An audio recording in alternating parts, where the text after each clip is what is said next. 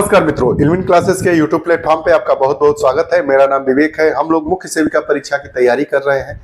यह परीक्षा इसी महीने अर्थात सितंबर माह में 24 तारीख को इसकी तिथि नियत की गई है। यूपी ट्रिपल एससी के द्वारा यह परीक्षा आयोजित करवाई जा रही है। यूपी ट्रिपल एससी के द्वारा इसका सिलेबस भी दिया गया है। उस सिलेबस के अकॉर्डिंग ही हम सारी चीजों को पढ़ रहे हैं। अब यह हमारा जो मुख्य सेविका का सिलेबस है लगभग अब समाप्ति की तरफ है। इसके बाद हम लोग इस पर अभ्यास प्रश्नों को भी पढ़ेंगे। परीक्षा के 2 दिन पहले यह हमारी पूरी कक्षाएं खत्म हो जाएगी। उम्मीद है आप लोगों को यह कक्षा बेहतर लगेगी और परीक्षा में सफलता दिलाने में एक माध्यम की भूमिका अदा करेगी। आज का हमारा 15वां टॉपिक है राष्ट्रीय प्रतिरक्षण अनुसूची। आइए बात करते हैं इस पे। प्रतिरक्षण अनुसूची नेशनल इम्यूनाइजेशन शेड्यूल के बारे में पढ़ते हैं। प्रतिरक्षण बचपन के रोग और विकलांगता की रोकथाम के लिए सबसे महत्वपूर्ण और कम लागत वाली रणनीति है। इस प्रकार यह सभी बच्चों के लिए एक बुनियादी जरूरत है। निम्नलिखित अनुसूची की स्वास्थ्य मंत्रालय भारत सरकार द्वारा सिफारिश की गई है और यह बाल स्वास्थ्य देखभाल प्रदाताओं द्वारा सबसे व्यापक रूप से अनुपालन किए जाने वालों में से एक है। किसके द्वारा? स्वास्थ्य मंत्रालय। कहाँ का स्वास्थ्य मंत्रालय? गवर्नमेंट ऑफ इंडिया का, भारत सरकार का। आइए बात कर लेते हैं लाभार्थी आय और टीका। कौन कौन सा टीका किस उम्र में किसको लगाया जाता है, इससे प्रश्न पूछे जाते हैं। वैसे सामान्य जानकारी के लिए भी जरूरी है, तो आइए इस पर हम बात ही कर लेते हैं, इसको पढ़ ही लेते हैं।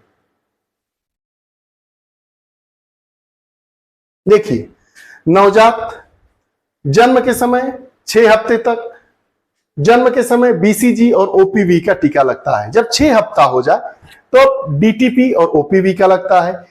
उसके बाद 9 हफ्ते पे खसरे का टीका होता है। 18 महीने पे डीटीपी और ओपीवी बूस्टर खुराक दी जाती है। जब बच्चा 5 वर्ष का हो जाता है तो डीटी टीका लगता है। 10 वर्ष का हो जाता है तो टिटनेस टॉक्साइड का टीका लगता है, जिसको हम टीटी कहते हैं।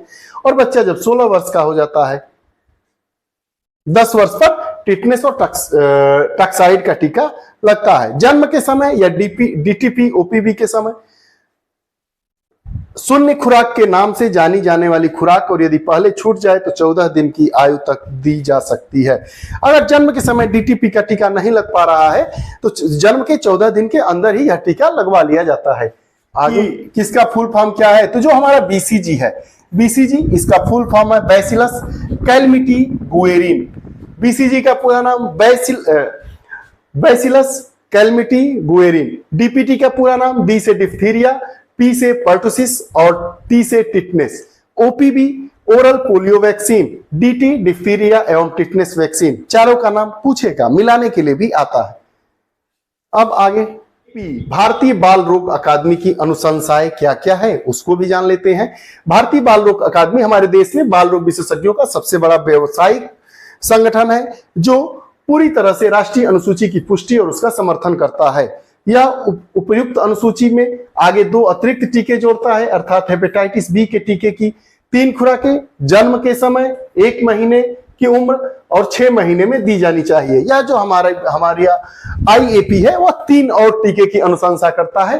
हेपेटाइटिस बी के 3 टीकों का दी जानी चाहिए। आईएपी भी लगभग 15 से 18 महीनों की उम्र में एमएमआर, खसरा, कंठमाला का रोग और रूबेला की टीका की सिफारिश करता है। याद रखा जाना चाहिए कि भले ही रूबेला एक मामूली बीमारी प्रतीत हो, इसमें उस बच्चे को में जन्मजात दोष उत्पन्न करने की गंभीर संभावना होती है, जिसकी मां रूबेला के खिलाफ सुरक्षित नहीं है और गर्भावस्था में आरंभिक अवस्था के दौरान संक्रमित हो। अब पढ़ लेते हैं आई टीका। जन्म के समय बीसीजी का टीका, ओपीवी 0, हेपेटाइटिस बी 3 टीके 6 हफ्ते में, ओपीवी की बूस्टर खुराक यदि ओपीवी यदि आईवीपी नहीं दिया जा सकता है तो।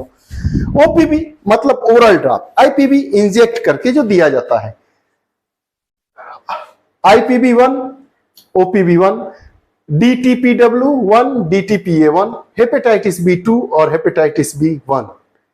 10 हफ्ते में कौन कौन सी खुराक दी जाएगी जब बालक 10 हफ्ते का हो जाएगा? तो ओपीवी 2, आईपीवी 2, ओपीवी 2, डीटीपीडब्ल्यू 2, डीटीपीए 2, हिप 2। केवल ओपीवी यदि आईपीवी नहीं दिया जा सकता है। 14 हफ्ते का जब बालक हो जाएगा तो ओपीवी 3+ तीसरी बूस्टर खुराक दी जाएगी। आईपीवी 2, आईपीवी 2, केवल ओपीवी और आईपीवी नहीं दिया जाएगा। केवल ओपीवी या आईपीवी नहीं दिया जाएगा, दोनों देना है। अब आई और फिर टीके देखिए कौन कौन से हैं। DTP-W3, DPT3, हेपेटाइटिस B3, तीसरी खुराक 6 महीने तक की आयु में दी जाएगी, जो हमारा भारतीय स्वास्थ्य संगठन बात करता है। आगे जब 9 महीने का बालक हो जाएगा तो उसे खसरा का टीका, 15 से 18 महीने के बीच OPV4+, IPV4 या OPV। DTP-W बूस्टर खुराक दी जाएगी, DTPA बूस्टर 1 खुराक दी जाएगी, हिप बूस्टर दिया जाएगा, MMR1 भी दिया जाएगा। तो टाइफाइड का टीका दिया जाएगा। प्रति 3-4 वर्ष में पुनर्टीकाकरण किया जाता है। 2 वर्ष का हो गया, फिर 5 वर्ष के 6 वर्ष में दे दीजिए, फिर 3 से 4 साल के बाद दोहरा दीजिए। 5 वर्ष में आएगा तो OPV5 दिया जाएगा। DTP-W बूस्टर खुराक 2 दी जाएगी, DPT-PA बूस्टर 2 भी दिया जाएगा, MMR2 दिया जाएगा। MMR टीके की दूसरी खुराक पहली खुराक के 8 महीने बाद दी जाती है। पूछेगा प्रश्न कि MMR टीके की दूसरी खुराक पहली खुराक के कितने दिन बाद दी जाएगी, तो 8 महीने बाद किसी भी समय दी जा सकती है। 10 वर्ष का होगा तो TDAP खुराक दी जाएगी। केवल लड़कियां 0, 1, 2 या 6 महीने पर 3 खुराकें लेती है, केवल यह लड़कियों को खुराकें दी जाती है DDAP की। अब आगे हफ्तों से अधिक का हो जाएगा तो न्यूमोकोकल कॉन्जुगेट टीके जो माता पिता से विचार विमर्श करके दिए जा सकते हैं। 6 माह, 10 तथा 14 हफ्तों पर 3 प्राथमिक खुराकें और उसके बाद 15 से 18 महीनों पर एक बूस्टर डोज दी जा सकती है। रोटा वायरस के टीके भी दिए जाते हैं 4 से 8 हफ्तों के अंतराल पर 2 या 3 खुराकें। वो ब्रांड पर निर्भर करता है कि दवा का ब्रांड कौन सा है। 15 महीनों के बाद वेरिसेला दिया जाता है। 13 वर्ष से कम एक खुराक, आयु 13 वर्ष से अधिक 4 से 8 हफ्तों के अंतराल पर 2 खुराकें दी जाती है। 18 महीने के बाद हेपेटाइटिस ए दिया जाता है। 6 से 12 महीनों के अंतराल पर इसकी दूसरी खुराक दे दी जाती है। बूस्टर खुराक कौन कौन सी होती है? DPT और ओरल पोलियो की 16 से 24 महीनों के भीतर, DT की 5 वर्ष के, टिटनेस टॉक्साइड अर्थात TT की 10 वर्ष पर तथा पुनः 16 वर्ष पर, और विटामिन ए का 9, 18, 24, 30 या 36 महीने के बाद यह टीका दिया जाता है। अब जो प्रेग्नेंट वुमेन है उनके लिए कौन कौन सा टीकाकरण होता है इसके बारे में भी जान लेते हैं।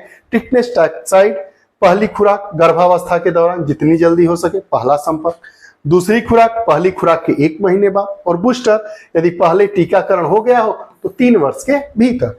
ये रही बात टीकाकरण की।